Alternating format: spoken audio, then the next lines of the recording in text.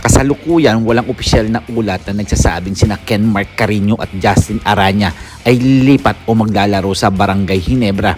Si Ken Mark Carino ay isang batang manlalaro na nagpakita ng potensyal sa kanyang mga laro. Samantalang si Justin Araña ay kilala sa kanyang husay bilang isang sentro at naging mahalagang bahagi ng kanyang kupunan.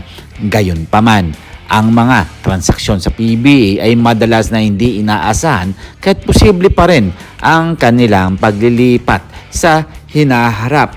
Kayo mga parikoy, posible kayang makapaglaro ang dalawang sentro na to sa Barangay Ginebra dahil marami pa ring fans na mga nag-aabang kung posible kayang makapaglaro dahil alam naman natin na nangangailangan ang Barangay Ginebra ng mga sentro na katulad nga ni Justin Araña, pati na rin na si Ken Mark Carino. Well, kung ako naman ang tatanungin mga parokoy, talagang malaki ang maitutulong nitong dalawang sentro na to kapag nailipat sa Barangay Ginebra.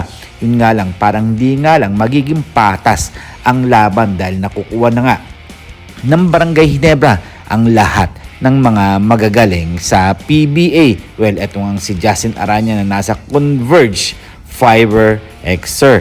And ito naman si Ken Mark Carino ay nasa Terra Firma Jeep. Well, alam naman natin na nabenta na ang Terra Firma Jeep at hintay-hintay na lang tayo siguro sa susunod na season kung sino-sinong mga sentro ang pwedeng pumasok at kung sino-sino rin ang pwedeng maitrade sa ibang koponan. Dahil alam na rin natin na talagang maraming mangyayari na mga trades deal dyan. Lalo na ang Barangay Ginebra, pati na rin ang mga ibang koponan. Well, kapanabikan mga parkoy, kayo, ano sa palagay ninyo? Posible kaya makalipat ang dalawang player na to? O posible rin na makapunta sa ibang koponan, hindi lang sa Barangay Ginebra? Well, dumako naman tayo dito kila Mikey Williams, pati na rin kila Jason Castro.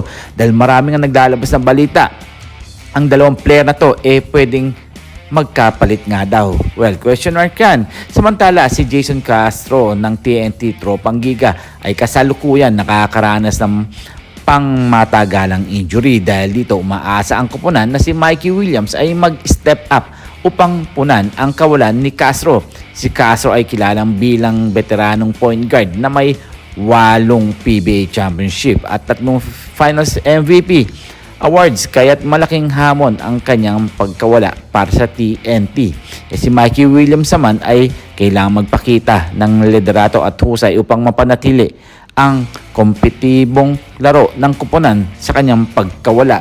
Well, posibleng makabalik nga itong si Mikey Williams kung papayagan ng PBA or ang TNT katropa dahil nga sa nangyari dito kay The Blur, Jason Castro. Well, kung akong tatanungin, nakakapanghinayang lang dahil nga hindi magiging patas ang laban dahil nga sa nangyari kay Jason Castro sa kanyang injury. At sana payagan na rin ng TNT katropa na makapaglaro itong si Mikey Williams para na rin patas ang laban sa kanila ng rain or shine dahil nga nasa estado na nga sila na 2-1 ang standing.